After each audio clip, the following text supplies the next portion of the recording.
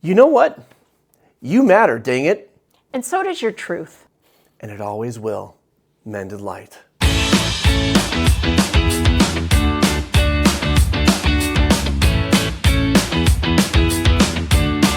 All right, so we're talking about overcoming miscommunication and misunderstanding through a greater understanding of ourselves and others in our development. Yeah, and how we develop psychologically as humans, right? So we're looking at person stages. In other words, our awareness of ourselves and others and our relationship to one another and how that progresses. Foundational is 0-person stage. When you are literally in utero or a newborn, you don't really understand the concept of what is a person or what is the self. You're all impulses. It's all, as Freud would say, id. It's all just the urges and the desires. I'm hungry. Feed me, I shat myself, can you take care of that? And I'm tired, just these feelings. But again, it's not even I. The thing about this and all the different person perspectives is they each build on one another. They don't just go away. And so this 0-person perspective is something that we can always come back to. Not deleting all of our new understanding, but just this life is full of possibilities. It's wide open before us. And that leads us into 1st-person perspective. What can you tell us about that? Well, and 0-person perspective goes from in utero to maybe about 6-ish months. Who knows exactly, right? And then 1st-person perspective starts coming in at about six months old and into toddlerhood. And that 1st-person perspective means I only have one perspective, my own. Right. It is I, me, mine. And anyone who has interacted with a toddler knows this stage well. Yeah, it's all about them. So I have a movie clip from Inside Out that's going to illustrate both the 0-person perspective and the transition into 1st-person. I love it. Don't you love the pieces of movies you get to watch with me? It's so fun. Oh, there's Riley. She's just coming online. Babies are so adorable when you don't have to wake up with them in the middle of the night.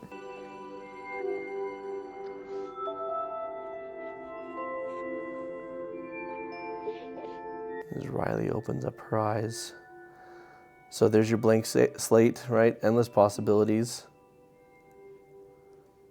It's such a genius movie. And there she was.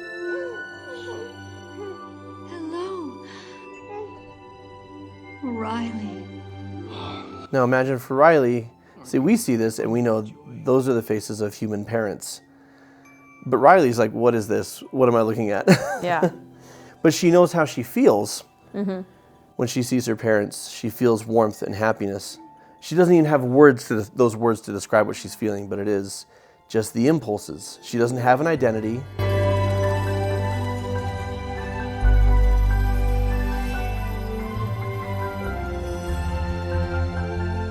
It's just the emotion of it. And part of what helps her to start establishing an identity over time Amazing. Just Riley and me forever. is feeling different things and then needing to make sense of that. For 33 seconds. I'm Sadness. Oh, hello. I'm Joy. So, can I just, if you could, I just want to fix that. Thanks. I just want to fix that sadness. Headquarters only got more crowded from there. Okay, so now Riley is transitioned into 1st-person. Okay, looks like you got this. Very good. Oh, that's her turn. Ah, look out! That's Fear. He's really good at keeping Riley safe. Easy, huh? Hi, back! Oh, we're good. We're good. Thank you. Thank you very much. And we're back. But again, for Riley, she understands that she has a self. She understands that she is a person.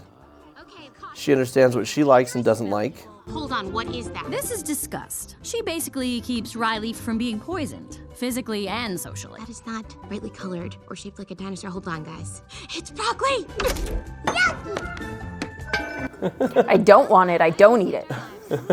So why flip that into Dad's face? Because she doesn't really understand truly the concept of Dad, that he has his own feelings, his own desires, that he would be hurt or annoyed by broccoli being hit in his face. You want a plate, old man? No dessert? Oh, sure. We'll eat our dinner right after you eat this. Right. Here comes an airplane. I'm angry, I yell. Oh, airplane. We got an airplane, everybody. The impulsive stage is playing out real well.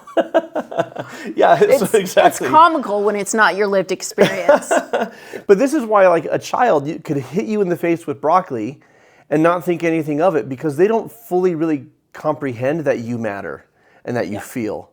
Well, and But if you hit them with broccoli, it's a problem because sense of self, right? First person stage. And cognitively, we know that they don't know. So we don't get upset generally with someone that age, when they throw broccoli in your face, right? But if an adult was to do that, we would interpret that completely differently. As a major sign of disrespect because you know better. Okay, so you mentioned the impulsive stage, right? When you're in first person perspective, what does that mean exactly? Yeah. It means I want something, I take it. I'm hungry, I eat it. And it's not per se stealing because I don't have the awareness that that belongs to someone else, and they might have feelings about me taking it. Right. It's, here's a shiny object and I want it. So we return to this stage when our basic needs aren't being met. When you haven't eaten, slept, or are physically, mentally, or emotionally depleted. Think about a time when a partner disagreed with you, or a close friend didn't consider your feelings. How quickly did your capacity to take another person's perspective collapse when you were in survival mode? Basically, every time we feel as our survival is at stake, we instinctively drop into the perspective of it's me against the world, and the response could be conscious or unconscious. Okay, so this starts, and we saw this in the clip a bit, at about 6 months in, and as you were saying, we can return to it throughout our lives.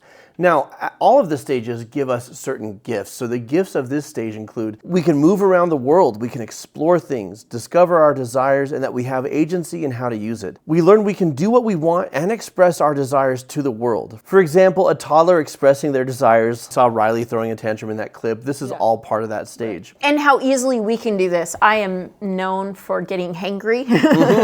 If I am expressing myself in an illogical or emotional way, the people closest to me are like, how long has it been since you've eaten? You're generally not illogical. No. It's logical, but you're scary about it. And at that point, it's like, let's make sure she eats. So it was my first husband who pointed this out to me. And when I guess I would start behaving in this way, he would be like, how long has it been since you've eaten? And I would tell him, and of course it'd been way too long. And he'd be like, okay.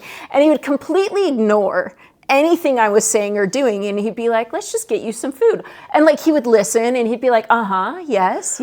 And then after I had eaten, he just wouldn't take anything into consideration that I was saying or doing during that stage. And then about 15 minutes after I'd eaten, he'd be like, how are you doing now? And almost everything would be solved, right? Yeah.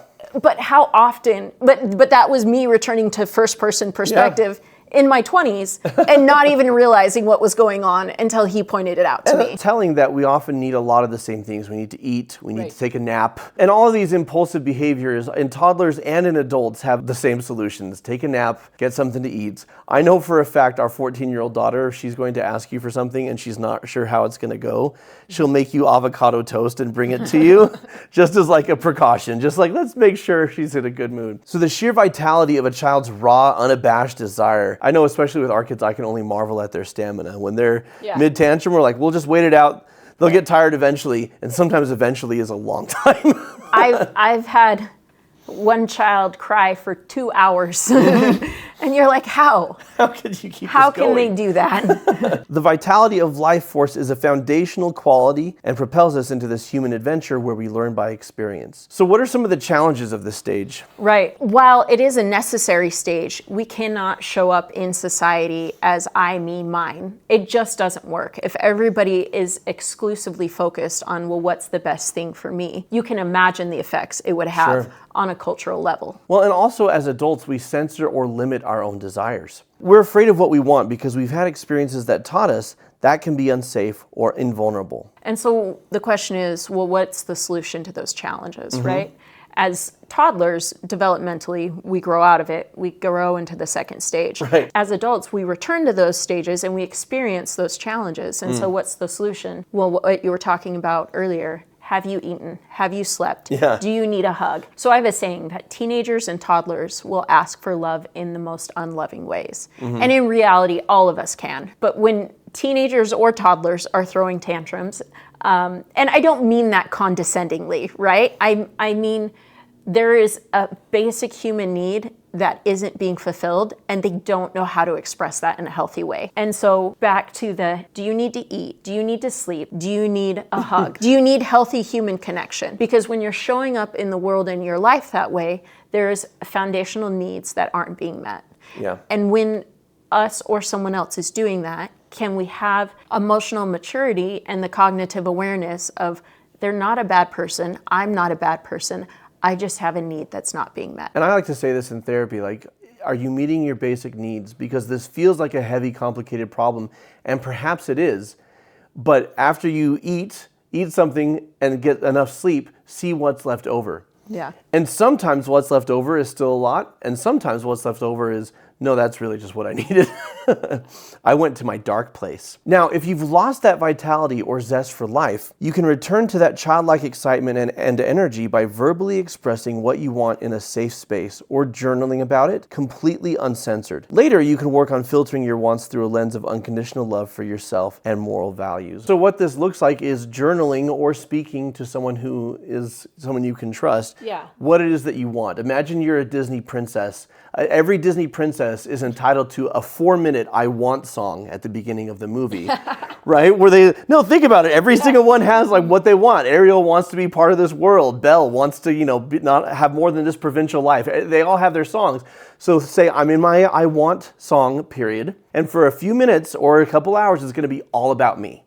And I'm going to give myself permission to do that without shaming myself or feeling selfish. Or judging it or censoring it through the lens of group needs or various other values. Yeah. All right, so this has been all about first person stage, where you're focused just on you and your own identity and your wants and your needs.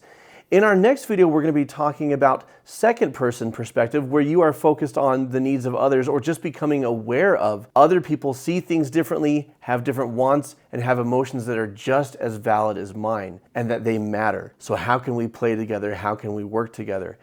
And so that's what we're going to deep dive into in the next video. And I would love to see your I want statements in the comments.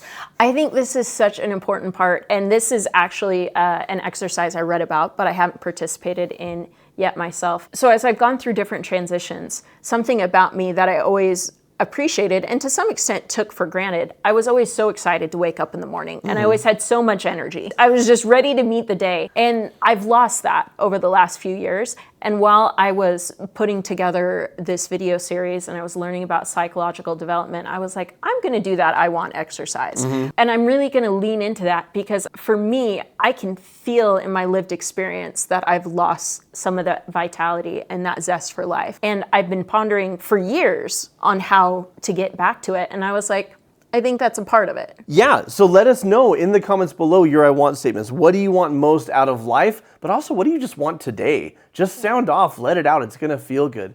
We will see you in the next video. Keep shining. We need your light.